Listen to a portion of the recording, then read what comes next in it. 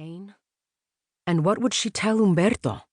What would he tell the customers when they asked where she was? They would want to send her cards with earnest messages wishing her a speedy recovery. A recovery from what? Perhaps if she just kept doing what she had always done, she sometimes allowed herself to think, it would disappear on its own. But she was always angry with herself after such thoughts, for hoping for miracles, for her weakness. Her parents would have chosen surgery, the precision of the scalpel. She dreamt that they were cutting her open, reaching in. Her mother held it in her hands like an offering for her to see. She awoke from these dreams neither shaken nor frightened, but determined to let it grow until there was no going back. At some point, she would have to do something. When it came to that, she would know. She always did. She was sure she didn't want doctors and tests and drugs, the long decline, the constant focus on hope, which was one of the reasons she sent Liliana to Nicaragua. By the time Liliana returned, it would be too late to do anything. What she had not expected was that once Liliana was in Nicaragua, Pepa awoke every morning expecting news. And this, she understood, was also a form of hope. A new hope that had been buried 25 years ago.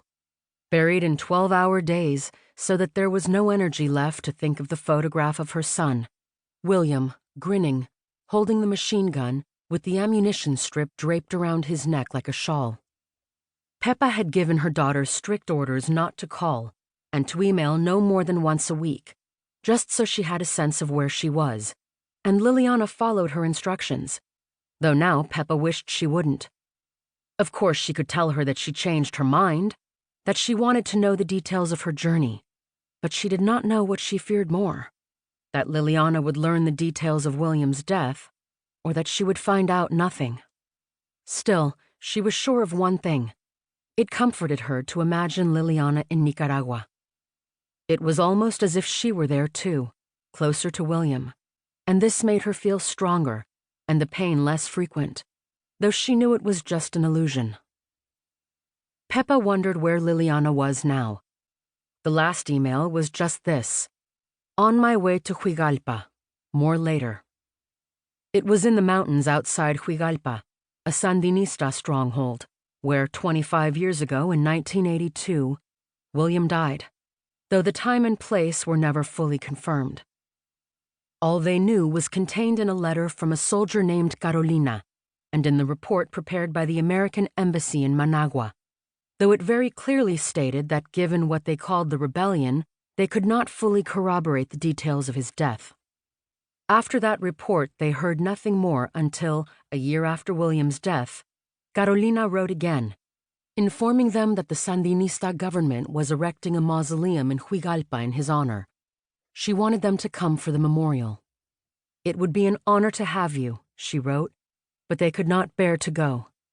Months later, they received the last communication from her. 2 photographs, one of the mausoleum and the other of the inscription.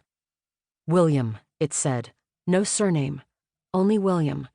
Héroe de la Revolución, and the date of his death, 28 de julio de 1982. When William went to Nicaragua to defend the revolution, they didn't hear from him for weeks at a time, so they forced themselves not to worry. Perhaps they should have worried more. But what good would that have done? The results would have been the same. What they should have done was not let him go. But how could they have stopped him? "We did not raise you to fight," Oscar told his son. Oscar knew better than to speak the names of his first son and daughter killed with his first wife in Birkenau. The ghost children, William called them once in a fit of rage. It was at dinner, and when William muttered those words, in no more than a whisper, barely audible, yet as clear and final as a gunshot, Oscar put down his knife and fork and got up without speaking, without looking at them, left Pepa there with William's anger. So she followed Oscar to the bedroom, and they lay on their bed in the dark and listened to Bach's unaccompanied cello suites over and over until morning. When they finally emerged from their bedroom, William and Liliana had already left for school. The table was cleared, the dishes washed, the coffee made, so they ate breakfast and